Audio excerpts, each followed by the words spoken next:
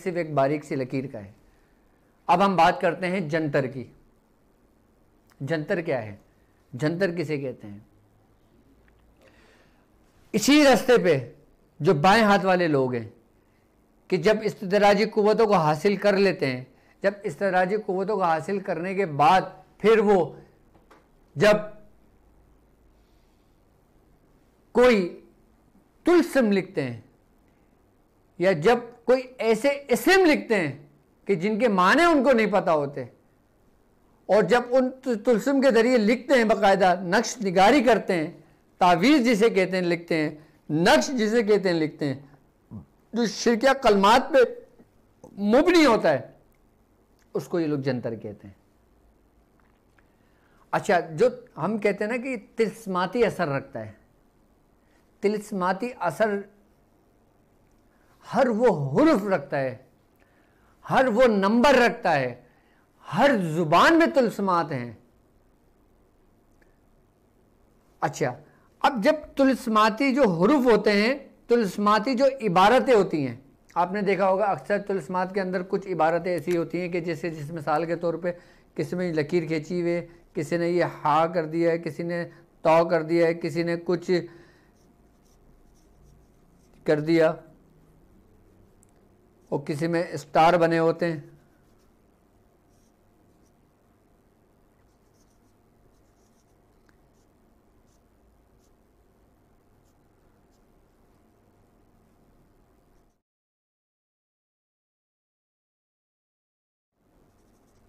अब इस तरीके की अगर कोई इबारतें होती हैं तो उसको तिल्स्मात कहा जाता है। इसमें कई किस्म के हैं, ये तो मैंने थोड़े ही लिखे हैं। अब ये तिल्स्मात क्या हैं? क्या इसका ताल्लुक हक से है या नहीं, या दाएं हाथ वाले भी लिखते हैं या नहीं, या बाएं हाथ वाले ही लिखते हैं? तिल्स्माती बेसिकली इसी को कहा जाता है कि ये फिलफोर काम कर देते हैं, तुरंत काम कर जाते हैं ये। अच्छा, तिल्स्माती वो कि जो तुल्स्म होते हैं, ये बाकायदा तौर पे मुख्तलिफ ज़ुबान की जो ना इबारतें होती हैं।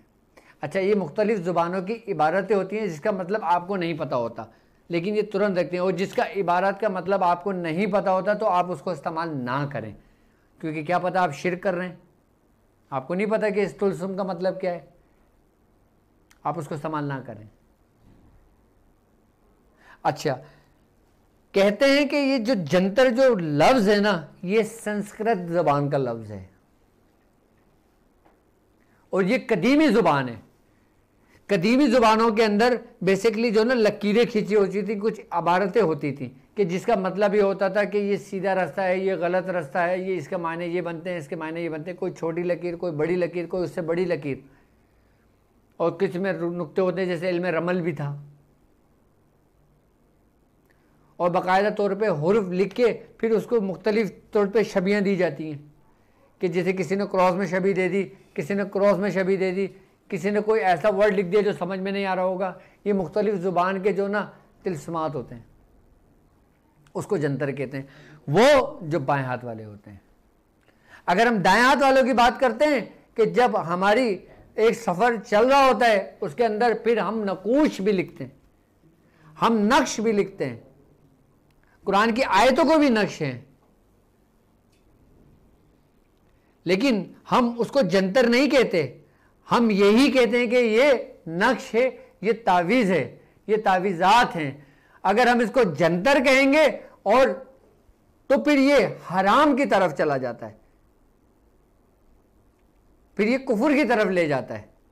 हम कुरान के किसी भी नक्श को जंतर नहीं कह सकते, उसको नक्श ही कहेंगे, उसको तावीज़ात ही कहेंगे। अब हम नक्श लिखते हैं, अब हम नक्श लिखने के साथ साथ सुरुख जिन्नात के नाम भी लिखते हैं, हम मवक्किलान के नाम भी लिखते हैं, हम फरिश्तों के नाम भी लिखते हैं, हम मुख्तलिफ ऐवान के नाम भी लिखते हैं।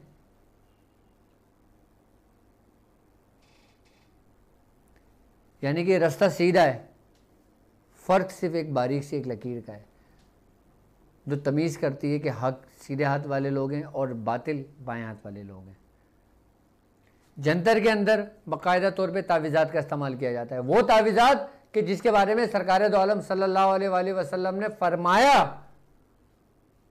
और इसको हराम करार दिया गया और कहा गया कि जादू करने वाले हम में से नहीं, कि जादू करने और कराने वाले दोनों जहन्नमी हैं। अब आप ये देखें, अगर हम सहरे अस्वद की अगर हम बात करते हैं, हम काले जादू की अगर हम बात करते हैं, और किसी भी किस्म के जादू की अगर हम बात करते हैं जो बर्रे सगिर पाको हिंद में रहा है, उसकी बुनियाद इन्हीं तीनों चीजों पर रही है। किस पे? मंत्र, तंत्र और जंतर। जंतर आखिर में इसलिए रखा गया है कि क्योंकि ये इस्तदराजी कुव्वतें ये कहती हैं कि इस्तदराजी कुव्वतों को बाकायदा तौर पे इन्होंने उसको इस पे इतनी रियाजत करी कि उसको अमली तौर पर उसको जाहिर कर दिया, यानी कि उसको हाजिर कर दिया। एक इंसान अपनी रूहानी कुव्वतों को हाजिर करता है, एक इंसान उसी तरतीब उसी तरीके के साथ अगर कोई तांत्रिक है, अगर वही अपने हमजात को जगाता है या वही अपनी इस्तदराजी कुव्वतों को हाजिर करता है, तो इस फ़ैल, इस अमल को, और वही जो फिर मुख्तलिफ नाम लिख के बाकायदा तौर पे किसी को नुकसान पहुंचाने के लिए कर देता है, तो इस अमल को हम जंतर कहते हैं। मैं समझता हूँ जंतर भी आप लोगों के समझ में आ गया होगा कि जंतर बेसिकली कहा किसे जाता है। इन्हीं तुलस्मात का इस्तेमाल को हम जंतर कहते हैं। लेकिन रास्ता वही सीधा है। जो दाएं हाथ वाले लोग हैं वो कामयाब लोग हैं, और जो बाएं हाथ वाले लोग हैं वो फिर नाकाम लोग हैं, बातिल लोग हैं। इस रास्ते में, इस सफ़र में आपको आपके उस्ताद, आपके पीरो मुर्शिद, उसकी तवज्जो, उसकी रहबरी आपके आखिरी सांस तक ज़रूर रहती है। और जब इस सफ़र में अगर किसी के शेख उससे जुदा हो जाते हैं, इस दुनिया फ़ानी से पर्दा कर जाते हैं, तो जो उनकी रूहानियत होती है ना, जो आपको इजाज़त दी हुई होती है, जो आप पढ़ रहे होते हैं, फिर उनकी जो रूहानियत होती है ना, फिर वो बाकायदा तौर पे आपकी रहबरी कर रही होती है। फिर उन्हीं के जो तसर्रुफ़ात होते हैं ना, वो आपके मामलात को लेके चल रहे होते हैं, फिर वही आपके रहनुमा रहते हैं। रहनुमा एक ही रहता है, रहबरी हमेशा उसी के पास रहती है। मुर्शिद ज़ाहिर में हो या गायब में हो, वो आपकी रहबरी करती है। फ़र्क आपकी मोहब्बत और आपकी यकीन का है। अगर हमारे अंदर ये यकीन हो कि हमारा शेख हम पे हमवस नज़र रखता है, हमारी रहनुमाई करता है, तो उसके ऊपर तवज्जो और रहनुमाई मुस्तकिल रहती है और उसको वो फ़ील करता है। अब फ़ील कैसे करेगा कि उसके अंदर जो रूहानियत जो पैदा होती है, उसके अंदर जो एक हरारत, एक हिद्दत पैदा होती है, फिर वो नेकी के कामों की तरफ आ जाता है, फिर वो भलाई की तरफ आ जाता है, फिर वो लोगों को नेकी की दावत देता है, फिर वो लोगों के लिए अच्छाई करता है, फिर वो लोगों की खल्क़ खिदमत करता है, फिर वो अपने बुज़ुर्गों की रस्सी को मजबूती से थाम लेता है। फिर यही सिलसिले जो बुज़ुर्गान दीन ने जिसकी बुनियादें रखी थी, जो आज तक कायम व दायम, और ये सिलसिल जो बुज़ुर्गान दीन के खानवादे हैं, या क़यामत तक चलते रहेंगे। अब ये क़यामत तक जो सिलसिले चल रहे हैं, ये क्या है? ये इन्हीं बुज़ुर्गों का तो फैज़ है, ये इन्हीं बुज़ुर्गों की तो रहबरी है, ये इन्हीं रहनुमाओं की तो ज़ेर सरपरस्ती है जो तमाम सलासिल चल रहे हैं, और तमाम सलासिल, तमाम खानवादों में फ़ैज़ चल रहा है। हर शख्स को फैज़ उसकी नीयत और उसके यकीन के मुताबिक मिलता है। आपको जितना कामिल यकीन अपने शेख पर होगा ना, आपको उतना ही फैज़ मिलेगा। आपको जितना कामिल यकीन और जितनी कामिल आपकी मोहब्बत होगी, आपको उससे ज़्यादा फैज़ मिलेगा। आपको यकीन का सफ़र दाएं हाथ वालों में भी है और यकीन का सफ़र बाएं हाथ वालों में भी है। यानी कि यकीन की ज़रूरत दाएं हाथ वालों को भी है और यकीन की ज़रूरत बाएं हाथ वालों की भी है। जब तक यकीन नहीं होगा, दाएं हाथ वाले कामयाब नहीं हो सकते। जब तक यकीन नहीं होगा, तो बाएं हाथ वाले जो ना, वो भी कामयाब नहीं हो सकते। दाएं हाथ वालों को यकीन किस पर है? अपने शेख पर, अपने सिलसिले पर, अपने बुजुर्गान दीन पर, औलिया कराम पर, फिर सरकार दो आलम सल्लल्लाहु अलैहि वसल्लम पर। अगर किसी, अब मिसाल के तौर पर, अब मैं एक शख्स किसी से बैत लेता है, किसी का मुरीद होता है, लेकिन उसका यकीन होता है कि मुझे जो कुछ भी मिलेगा मेरे शेख से मिलेगा, तो उसको शेख से मिलता है, चाहे उसका शेख कामिल हो या ना हो, उसको उससे ज़्यादा उतना ही फैज़ मिलता है जितना उसको यकीन होता है। अब आपको यकीन की मंजिल का अंदाज़ा हो गया होगा। अगर मैं नाकिस हूं ना और किसी ने मेरे हाथ पे बैत की है और वो मुझसे यकीन रखता है, तो उसको उतना ही फैज़ मिलेगा जितना उसको यकीन हो। यानी कि इसमें मेरे नाकिस होने की या मेरे कामिल होने की या मेरे अकमल होने की कोई ज़रूरत नहीं है। मैं अगर नाकिस हूं ना, कोई बात नहीं, मैं नाकिस हूं, लेकिन मेरा शेख तो कामिल है ना, मेरी पुश्त तो अकमल है ना, मेरी पुश्त तो मुकम्मल है ना। अगर मैं नाकिस हूं तो मेरा शेख तो कामिल है।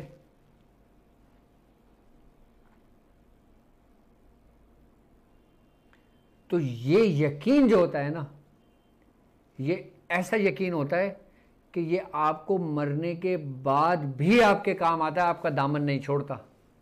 यकीन एक ऐसी चीज़ है जो हर चीज़ ख़त्म कर दी जाती है आपके मरने के बाद, तो ये चीज़ ख़त्म नहीं होता। पूछो क्यों? क्योंकि ये यकीन ही आपका ईमान है। क्योंकि ईमान हमेशा रहने वाला है, बाकी दुनिया में हर चीज़ ख़त्म हो जाने वाली है, ईमान ही रहने वाला है बस। और ये ईमान ही है जो आपके कब्र में भी आपके साथ होगा, हशर में भी आपके साथ होगा, जन्नत में भी आपके साथ होगा। ये यकीन ही तो है ना। अब अल्लाह है, ये आपका यकीन है, ये मेरा यकीन है। अब किसका कितना यकीन है वो अपना तज्जिया कर ले। कौन कितना गुनाहों से दूर है अपना तज्जिया कर ले। तुम अल्लाह की निगाह से तो दूर नहीं हो ना, वो तो तुम्हें हमअवज़ देख रहा है। अब कहीं जगहों पे लिखा होता है खबरदार कैमरे की आंख आपको देख रही है, आप बिल्कुल अपने कपड़े वपड़े हर चीज़ सही कर लेते हैं, अपने हर चीज़ सही कर लेते हैं, बिल्कुल ले जाते हैं। अगर कोई चीज़ उठाना भी होता है ना तो आप डरते हुए उठाते हैं, क्योंकि आपको ये यकीन होता है कि कैमरा लगा हुआ है। अब आपको यकीन क्या है कि कैमरा लगा हुआ है, आप देखभाल के हर चीज़ वो तरीके से अपना काम मामला देख रहे होते हैं। आप जब कैमरे की आंख में होते हैं ना तो आप कोई ऐसा गुनाह भी नहीं करते कि जिसमें आपके लिए रुसवाई का बाइस हो। है हकीकत या नहीं कि जिस जगह कैमरा लगा होता है आप मोहताज हो जाते हो, आप फ़ौरन अपने आप को दुरुस्त कर लेते हो। जो हमारा असल चेहरा होता है फिर वो चेहरा पीछे हो जाता है, फिर जो दूसरा चेहरा होता है वो हमारे सामने आ जाता है कि जब हम कैमरे के सामने होते हैं। हमें ये लगता है कि कैमरे की आंख हमें देख रही है, यानी कि कैमरे के पीछे हज़ारों की तादाद में, लाखों की तादाद में लोग हमें देख रहे हैं। हम कोई गुनाह नहीं कर सकते कैमरे के सामने, हम अच्छी अच्छी बातें करेंगे सब कुछ, हम बुरी बात नहीं कर सकते, हम कोई ऐसे अल्फाज की अदायगी नहीं कर सकते जिससे लोग बोलें, सिर्फ इस बात पे कि हमारा यकीन है कि कैमरा लगा हुआ है। और जो रब की आंख है, जो आइनुल्लाह है, जो अल्लाह की आंख है, जब आप कैमरे से अपने आप को थोड़ा सा हटाएंगे ना, असल आंख वो है, असल कैमरा वो है जो आपके चलना फिरना उठना बैठना, आपके हर अमल हर फेल सब कुछ एक किताब में महफूज कर रहे हैं। उसने बाकायदा फरिश्तों की ड्यूटी लगाई हुई है कि इंसान जो बोलता है ना, मलाइका वो भी लिख लेते हैं। और हम जो बोलते हैं, हम जो हमारी जो आवाज़ है, आज की मेडिकल, आज की बड़े बड़े साइंसदान इसलिए रिसर्च करते हैं कि इंसान जो कुछ बोलता है ना वो दुनिया में ही उसकी आवाज़ें रहती हैं, ख़त्म नहीं होती, वो खला में चली जाती हैं, यानी कि कोई चीज़ ख़त्म नहीं होती। आपको सिर्फ मैं यकीन का समझा रहा हूँ कि यकीन हमारी ज़िंदगी के लिए कितना अहम और कितना ज़रूरी है। जिस दिन हमारे अंदर ये यकीन पैदा हो जाएगा ना, मैं ये बात कहता हूं कि आप बिल्कुल सीधे रास्ते पर आ जाएंगे। जिस दिन आपने ये देख लिया ना कि मैं यकीन, अगर आपको अपना तज्जिया करना है ना कि आप यकीन की किस मंजिल पर हैं इस वक्त, आप तज्जिया कर लें अपना, जो फार्मूला मैंने आपको बताया है। जो लोग डेली अपना तज्जिया कर रहे होते हैं वो अपनी इस्लाह कर रहे होते हैं कि आज मैंने क्या मामला देखे, आज मेरे साथ क्या मामला सरजद हुए, आज मैं अगर बाहर गए तो मेरे साथ क्या रूटीन, क्या मामला रहे। फिर वो दिन भर का जब वो बिस्तर पे अपने लेटता है, अपना पूरा तज्जिया करे। अब पता चल जाएगा कि आप यकीन की किस सीढ़ी पर हैं, किस मंजिल पर हैं, किस रास्ते पर हैं आपको सब पता चल जाएगा। यही तो यकीन है। ये यकीन ही तो था जो अल्लाह के महबूब हज़रत इब्राहीम अलैहिस्सलाम, आप नमरूद की भड़की हुई आग में कूद गए। ये यकीन ही तो था कि हज़रत इब्राहीम अलैहिस्सलाम ने अपने बेटे के छुरी चला दी। ये यकीन ही तो था। और ये यकीन ही तो था कि सरकार दो आलम सल्लल्लाहु अलैहि वसल्लम आप बाकायदा कुछ यहूदियों से कुछ मुजाहरा करने के लिए अपने अहले बैत को अपने साथ ले गए थे। ये यकीन ही तो था। ये यकीन ही तो था जो हजरत मूसा अलैहिस्सलाम फिरौन के दरबार में चले गए और अल्लाह रब्बुल इज़्ज़त की वदानियत बयान की। ये यकीन ही तो था। और अल्लाह रब्बुल इज़्ज़त ने क्या कहा था कि ए मूसा, नरमी से बात करना, शायद वो मान जाए। यानी कि अपने लहजे को नरम रखने का अल्लाह रब्बुल इज़्ज़त अपने महबूब को हुक्म दे रहा है, अपने दोस्त को हुक्म दे रहा है। ये यकीन ही तो था।